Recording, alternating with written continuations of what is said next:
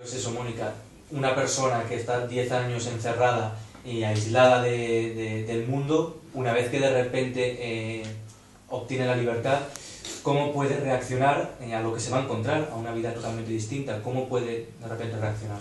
Evidentemente es un shock, ¿no? Esa persona va a esperar que el mundo exterior siga más o menos igual que cuando lo dejó, y se va a encontrar muchísimos cambios. Igual que para ellas han pasado 10 años, para sus seres queridos también, faltará gente, habrá gente nueva, y eso pues va a generar mucha incertidumbre y mucha dificultad para ir asumiendo todo lo que ha ocurrido en su mundo, ¿no? ¿Y pueden en un momento determinado echar de menos la vida que han estado teniendo durante estos 10 años, si de repente no se adaptan? Claro, eso también es importante, el trabajo que hagan los profesionales que están alrededor, porque puedes echarlo de menos. Siempre, si hay personas a tu alrededor que te explican que eso es posible y que eso no es malo y te ayudan a interiorizarlo de la manera adecuada, pues eso no pasa nada. Simplemente, igual que muchas veces nosotros recordamos cosas malas que nos han pasado en la vida. Otra cosa es que no nos ayuden o no nos acompañen en esta incorporación a la vida, otra vez a la vida normal, y nos encontremos con pues, muchas decepciones, muchas dificultades. Entonces, claro, lo otro era algo que ya conocían. El ser humano tiende a estar donde ya conoce. Aquello que conoce es mejor que lo desconocido en muchas ocasiones, ¿no? Y si lo que voy conociendo resulta que me resulta más complicado, pues es fácil que se produzca este intento de volver a la situación anterior. Por lo tanto, ahora, ¿qué se requeriría o a qué procesos deberían someterse para ir adaptándose y aislarse de esa vida que han tenido? Esto es como cuando alguien se despierta del coma después de mucho tiempo, ¿no? Como que han pasado muchas cosas que yo no he vivido. Parece que todos tenemos muy claro que a esas personas hay que contárselo poco a poco, que hay que ir despacito, permitiéndoles adaptarse. Pues en este caso es lo mismo, ¿no? Y además llevan sumada una experiencia dolorosa y difícil en todos esos años de cautiverio, ¿no? Lo importante es explicarles qué puede ocurrir. Nosotros en psicología solemos ayudarles a adelantar las cosas que pueden pasar, para que cuando lleguen sepas que esto podía pasar. Y eso duele menos, porque sé que voy a estar triste, que voy a echar de menos a lo mejor la cama en la que dormía, las personas con las que estaba, incluso al secuestrador, ¿no? Si tú le normalizas eso, le explicas que eso suele ocurrir, porque han sido muchos años, y la persona no lo vive con tanta angustia, lo incorpora y trata de hacer su vida otra vez de una manera normalizada. Entonces básicamente es poquito a poco y adelantando las cosas que pueden ir ocurriendo, para que si pasan, digan, lo reconozco, esto es lo que me dijeron que me podía ocurrir. Y hablabas de un shock. A estas chicas ahora mismo se las podría de repente sacar a la calle, como podemos hacer cualquiera de nosotros, buscando cierta naturalidad. Sería complicado para ellas.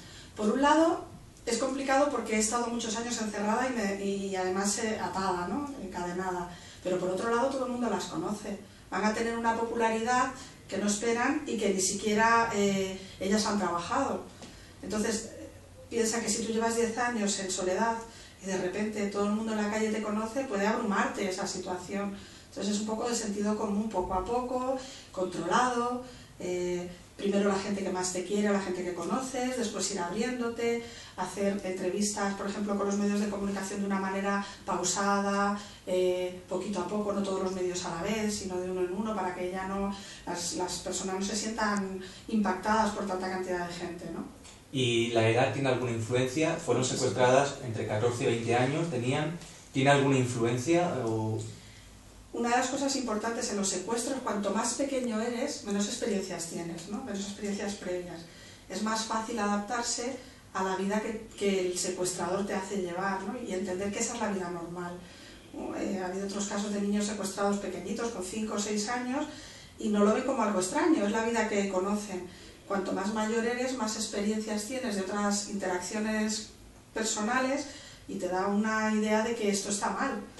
Entonces, es importante también, cuanto más mayor, más dificultad de asumir lo que has vivido, ¿no? Porque es algo que va en contra de tu persona, es algo que tú vives como ajeno a ti, no lo has decidido tú. Y esa madurez mental, porque claro, han sido secuestradas ya con una edad que ya tienes una madurez, 21 años o 14, en cualquier caso ya eres consciente, puede ayudar en la recuperación, precisamente porque... Claro, porque hay, normalmente el proceso de dependencia es menor. Hay más capacidad de crítica con respecto al secuestrador que un niño más pequeño. Entonces, aunque te hayas adaptado a vivir en esa situación, porque eso es la supervivencia, si yo no veo forma de salir, tengo que adaptarme a lo que hay, también es mucho más fácil que yo entienda que eso se ha acabado y pueda hacer mi vida como la hacía hasta ese momento, ¿no?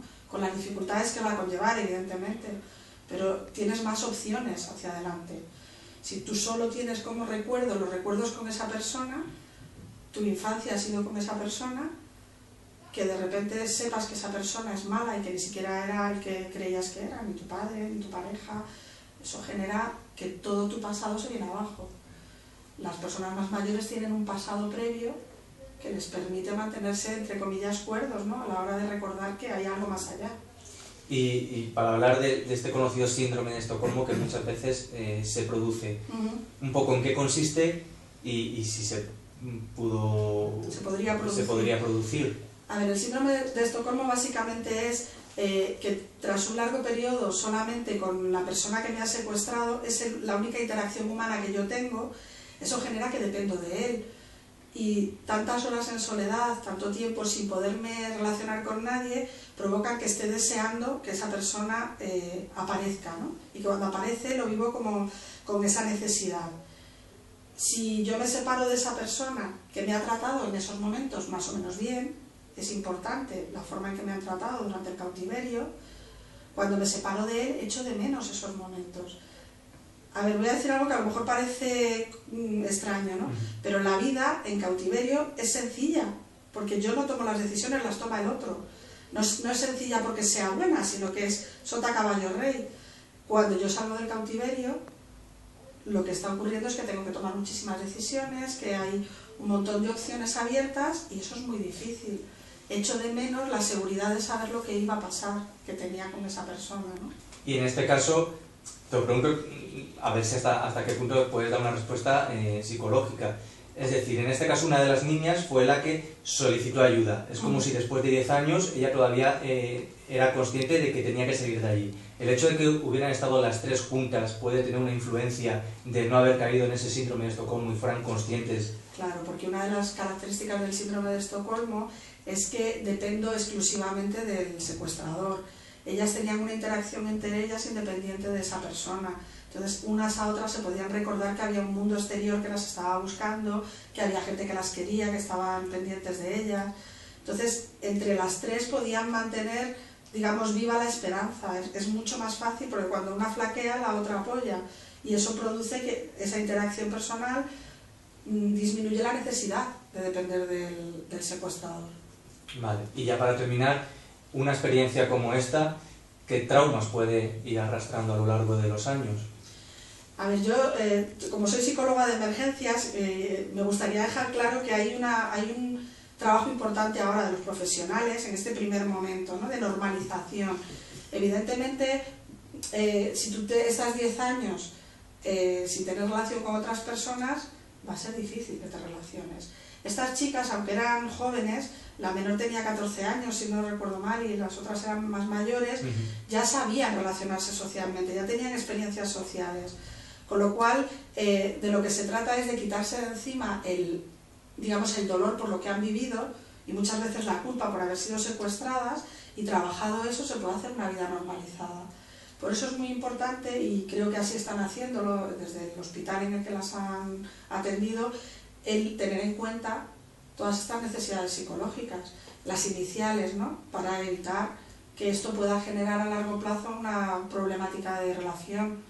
Es trabajar con ellas, adelantándoles que van a tener estas dificultades, reconociéndoles el malestar y sobre todo trabajando con la posible culpa que puedan tener con respecto a lo que han vivido. ¿Se recomendaría, después de estar 10 años juntas, separarlas de repente, que cada una fuera con su familia? Hombre, inicialmente probablemente sea lo que se haga, porque también esto es una lucha, ¿no?, entre lo que he vivido estos 10 años y lo que he dejado de vivir. ¿Pero sería recomendable? ¿Sería No hay una, o sea, aquí no se puede hacer una recomendación general porque depende de muchísimas cosas y sobre todo depende de la relación que tuvieran entre ellas, de cómo se ha manejado, de si ha sido de apoyo o ha sido de competencia. Entonces ahí ese es el trabajo de los profesionales ahora, el evaluar de dónde partimos para ver hacia dónde queremos llegar, ¿no? Entonces, si ellas han estado en esa piña que parece haber sido, lo ideal es que esto se vaya abriendo poco a poco, que no se corte esta relación de golpe, y no creo que lo vayan a hacer así. Pero fíjate, ahora lo que importa es ir, digamos, al ritmo de estas chicas, no al ritmo que nosotros quisiéramos, ¿no? Ir dejando que las cosas vayan pasando según ellas lo necesitan y están dispuestas o disponibles para asumirlo. Y una última pregunta, una de ellas tuvo una hija que ahora tiene 6 años. Esa niña, claro, ha nacido en una realidad completamente distinta, claro, esa niña no ha conocido otra realidad. En su caso, ¿cómo actuar? ¿Cómo esa niña puede adaptarse al cambio? Tenemos, por un lado, digamos que tenemos la suerte de que todavía es pequeñita y puede adaptarse, ¿no? Un niño con 6 años, igual que si le quitas de su entorno normalizado y lo llevas a uno no normalizado, se adapta, al revés también. Por un lado está esa suerte, entre comillas, ¿no? Y también hay que valorar cuál ha sido el cuidado que ha tenido su madre con respecto a ella, qué tipo de explicaciones le daba a lo que estaban viviendo, y valorar a partir de ahí qué necesidades le quedan. No se puede generalizar porque no sabemos exactamente qué es lo que han vivido, pero fíjate que yo creo que es mucho más, lo creo y creo que es evidente, no es mucho más fácil para la niña adaptarse a una vida normalizada que no tener una vida normalizada y que la secuestren y entre en una vida restringida, ¿no? Entonces, claro, los niños tienen una plasticidad tremenda y una capacidad de adaptación impresionante, ¿no? Entonces, bien llevado, seguramente esta niña pueda trabajar, o sea, pueda tener en su futuro una vida normalizada, a medida que la madre la vaya normalizando también, evidentemente. Perfecto, pues eso es todo. Muchas gracias.